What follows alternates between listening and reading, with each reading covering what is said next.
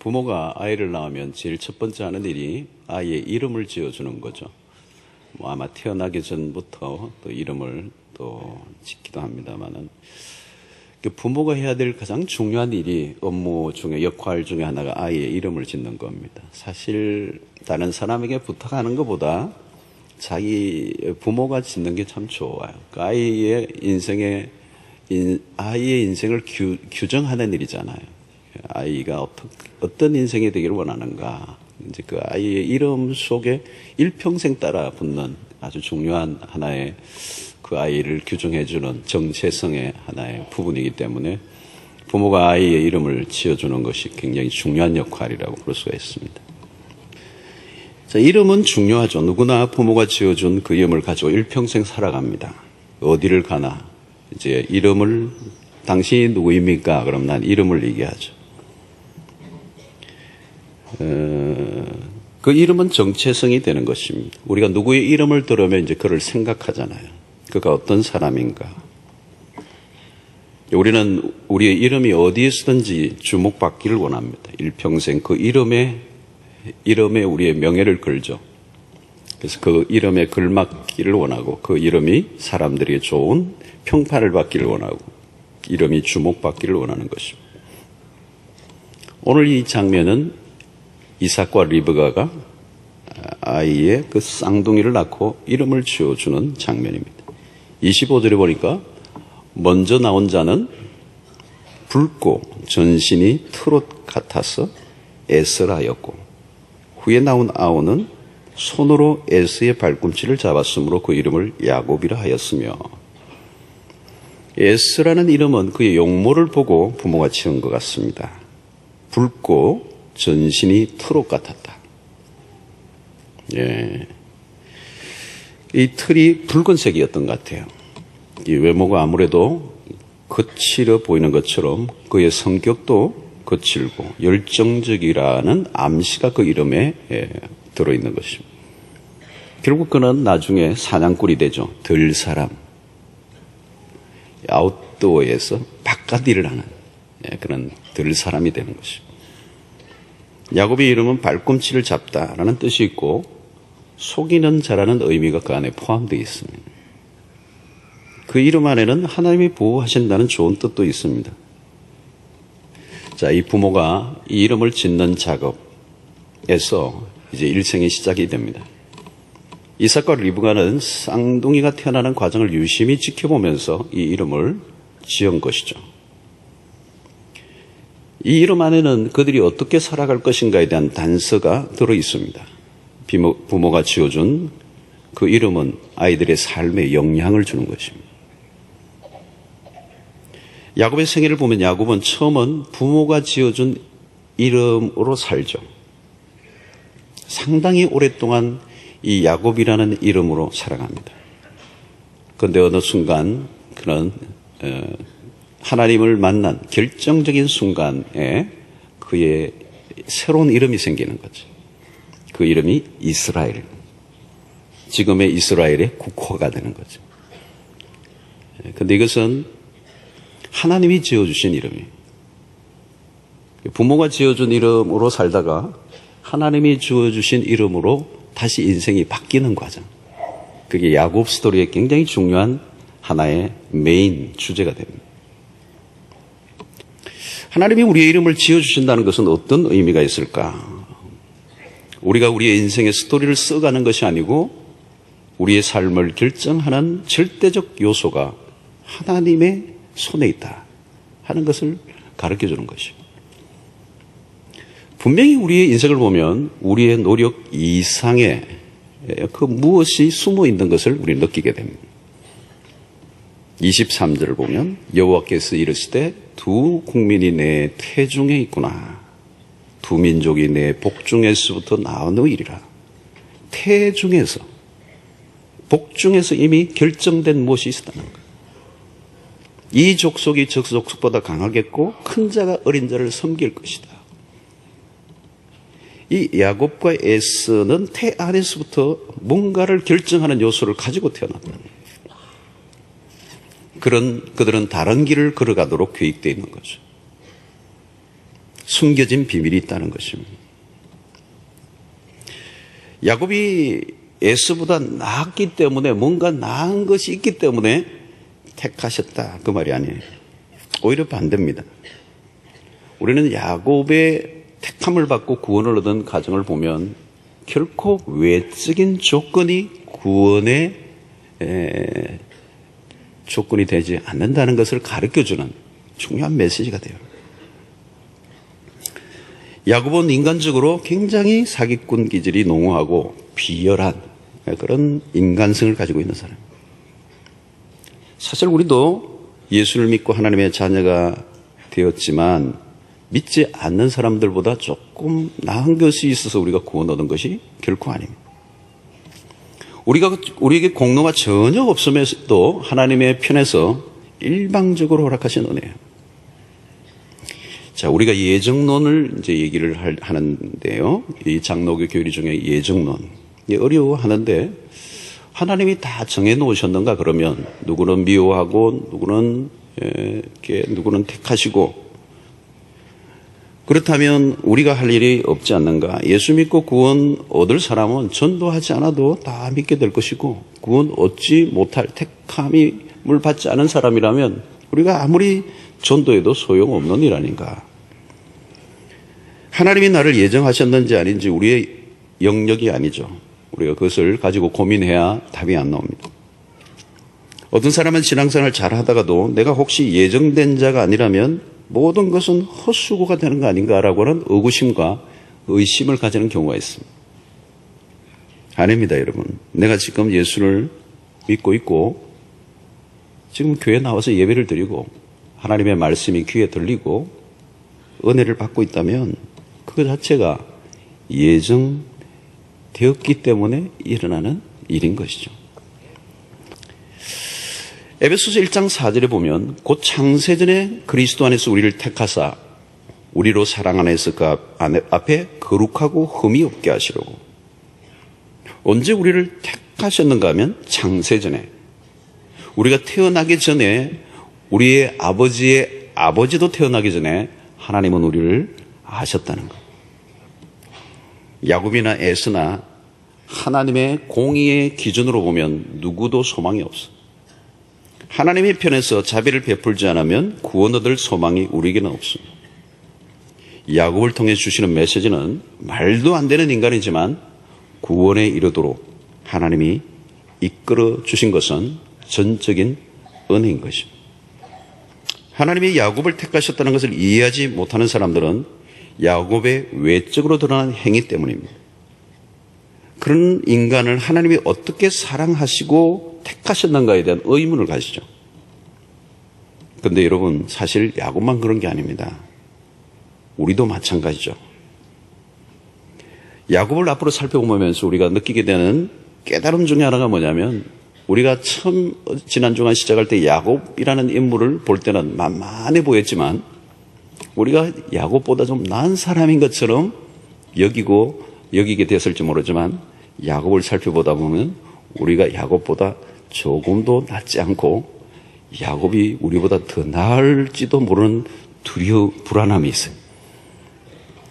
그럼에도 불구하고 여러분, 오늘 우리가 구원받은 것은 우리가 가지고 있는 어떤 조건 때문이 아니에요. 우리가 구원을 얻은 것은 전적으로 십자가 때문이지 우리의 편에서 내세울 것이 아무것도 없는 것입니다. 하나님은 우리의 길을 고집할 때 하나님의 의도와 뜻을 따르도록 때때로 손을 좀 보실 때가 있죠. 그게 우리의 삶에는 고난이라고 하는 형태로 다가올 때가 있습니다. 위기를 통해서 우리는 자신의 삶을 반추하고 삶을 수정하게 되는 거죠. 그래서 어떤 사람은 아주 크게 아프고 난 다음에 자신의 삶에 추구했던 그 부질없는 것들을 재수정하는 작업들을, 그런 사건을 통하여 하나님을 만나면서 수정하는 것을 보게 됩니다. 그동안 불순물이 뜨덕뜨덕 붙어서 그 하나님의 이끄심과 자기가 하나님 안에서 어떤 존재로 살아야 되는 것을 알지 못하기 때문에 자기의 자아중심적 그 고집으로 살아가다가 그 신을 통하여 자기 안에 있는 불순물들이, 찌꺼기들이 빠져나가면서 삶이 가지런하게 정리가 되고 순수해지면서 마침내 잃어버렸던 자기 존재가 누구인가를 발견하게 되는 거예요. 여러분, 우리 인생은 정체성의 싸움이에요.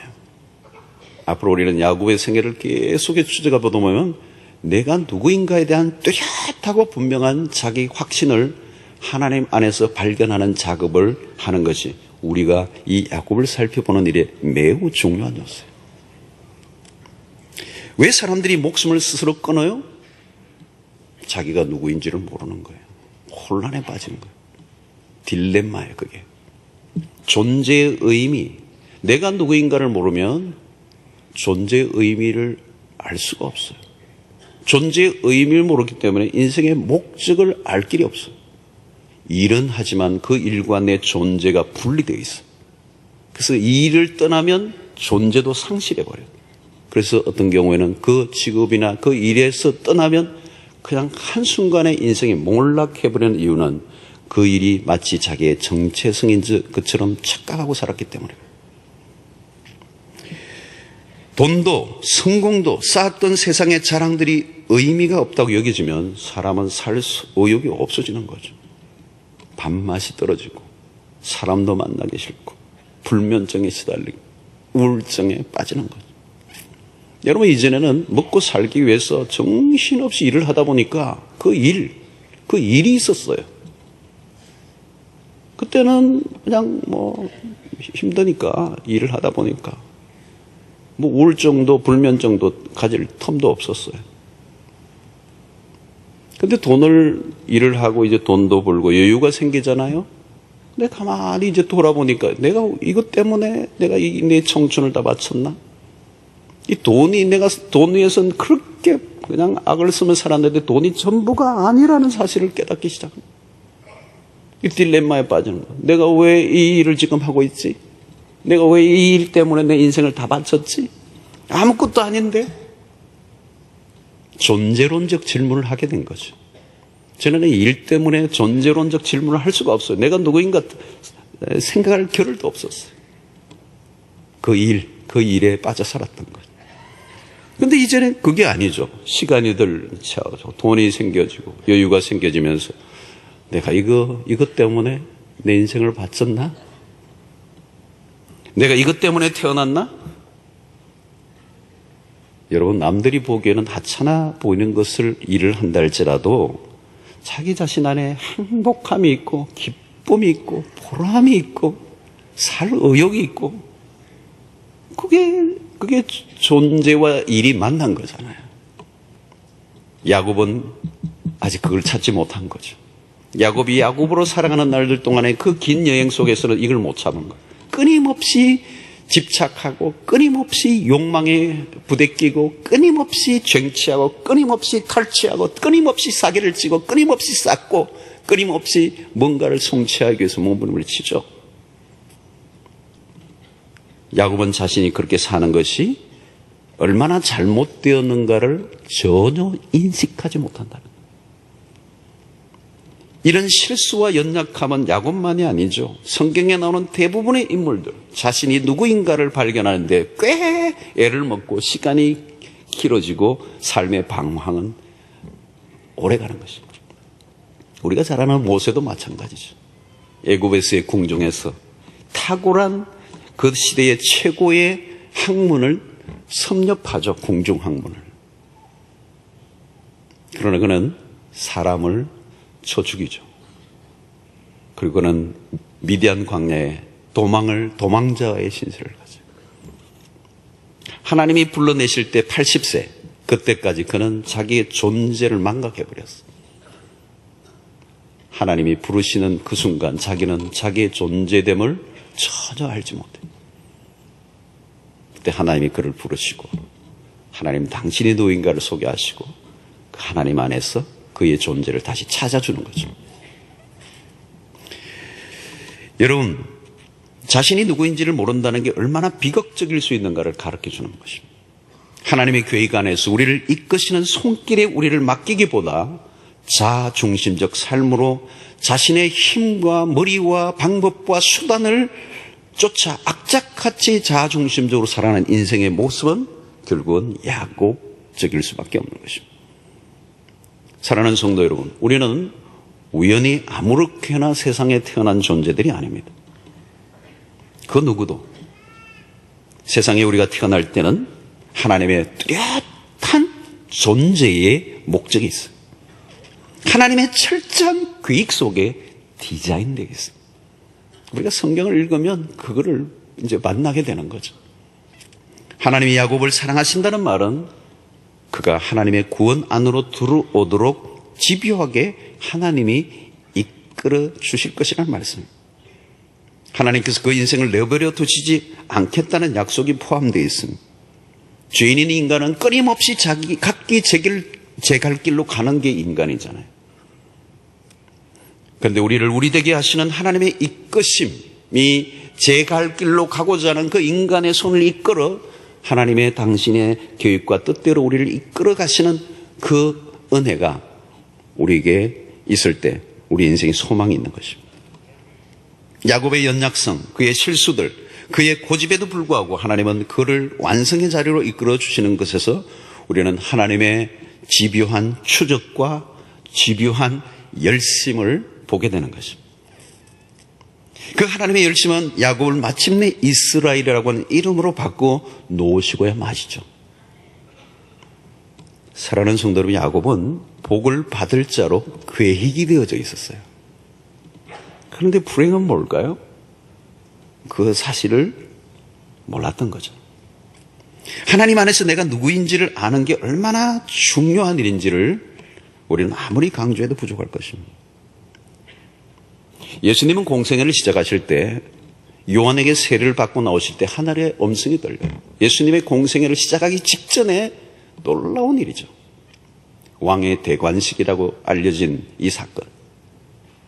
세례 요한에게 세례를 받으시고 요단강에 나오시는 그 순간에 성령이 비둘기같이 임하시고 하늘에서 음성이 들리는데 아버지께서 아들을 향하여 이는 내 사랑하는 아들이요 내 기뻐하는 자라.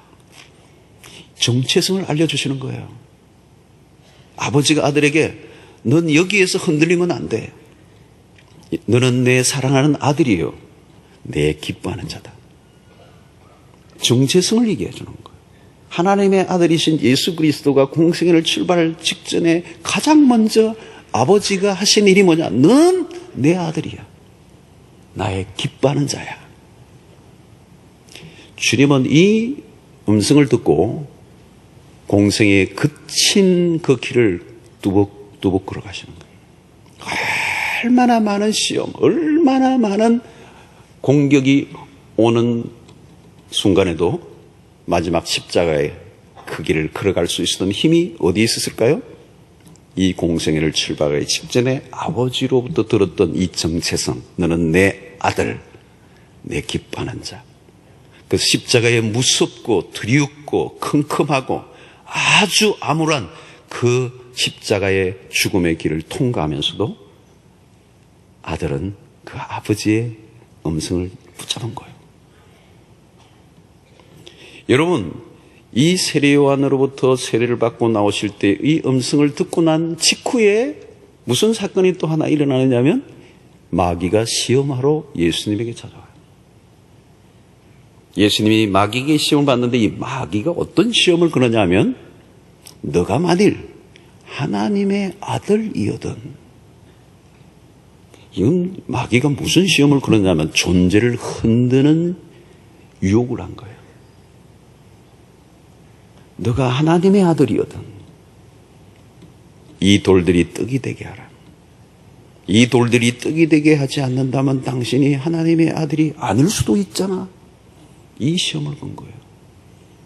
여러분, 예수님은 자신의 신분이 이미 아버지로부터 충분히 확인됐어요.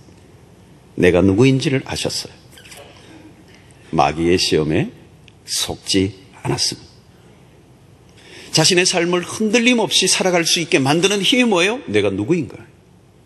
나는 아버지의 아들이요 그의 기뻐하는 자다. 세상에 수없는 사람들이 어떤 욕을 하든지 내 삶에 어떤 핍박이 오든지 내 삶에 어떤 문제가 생기든지 나는 하나님의 아들이야.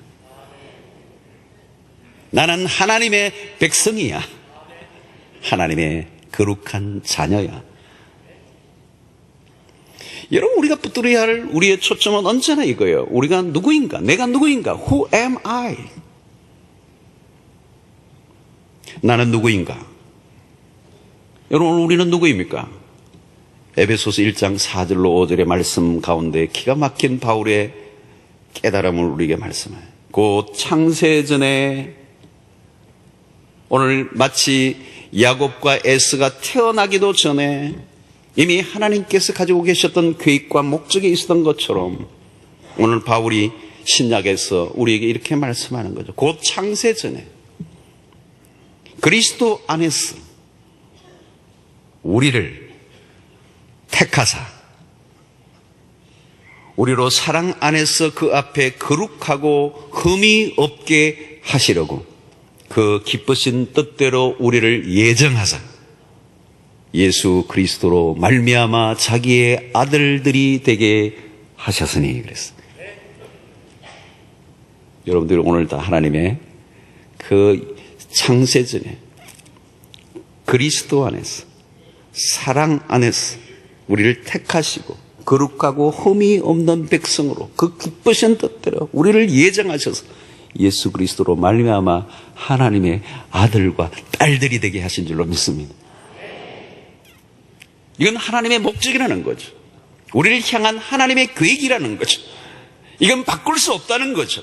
어떤 방해와 어떤 핍박이 오든 하나님은 당신의 이 목적을, 이 계획을 이루어 놓고야 마실 거라는 거예요. 왜? 당신의 아들과 딸들이 되었기 때문에. 무엇을 통하여? 그리스도로 말미암아 창세전에 택하심 받은 하나님의 백성들이기 때문에 이것을 누구도 흔들어 놓을 수 없는 하나님의 거대한 구원의 계획이란 말이죠. 그러므로 여러분, 그것을 안다면 하나님의 이끌어 주심에 방해가 되는 우리의 고집들, 여러분, 이 야곱의 고집이 꺾이는 그 순간까지가 힘든 삶을 사는 거예요. 그 고집, 그 하나님의 이끌어 주심, 내가 움켜쥐지 않아도 하나님이 수여해 주실 그 은혜를 기대하며 내 고집을 꺾고 내 하나님에 대한 반항심을 꺾고 내가 하나님 앞에 내가 하나님이 복 주시지 않아도 내가 더 멋지게 살아갈 수 있을 것처럼 생각하는 그 인간의 자랑과 욕망을 내려놓고 겸손하게 그 주님의 이끄심에 자신의 삶을 온전히 맡길 때 이스라엘이 되는 것입니다. 이제 여러분, 우리의 삶에 수없는 우여곡절이 있다 할지라도 우리의 결론은 우리에 의해서가 아니라 하나님의 손에 의해서 결정되는 줄로 믿습니다. 우리 인생이 우리에 의해서 결정되지 않는다는 것이야말로 축복이고 우리의 삶에 가장 안정된 것이죠. 만약 우리의 삶이 우리에 의해서 결정된다면 그것처럼 불완전한 삶이 어디 있겠어요. 그러나 택함을 받았다는 이 사실이라, 하나님의 예정된 하나님의 아들과 딸들이 되었다는 이 사실은 결국 하나님이 우리의 인생을 책임져 주실 것이라고 하는 강한 확신 가지고 살아가는 것을 의미하는 것입니다. 이제 하나님 안에 속한 자로 하나님의 축복이 보장된 자들로 느긋함을 가지고 세상 속에서 너무 복달하거나 욕심으로 눈에 충혈된 모습으로 살아가지 않기를 바랍니다. 여러분들이 움켜쥐려고 하지 않고 하나님이 붙잡아 손에 쥐어주는 것을 받아 누리는 은혜가 있게 되기를 바랍니다. 일평생 움켜진 인생이 아니라 하나님이 쥐어주시는 그것을 받아 누리는 은혜가 있게 되기를 주의 이름으로 축원합니다.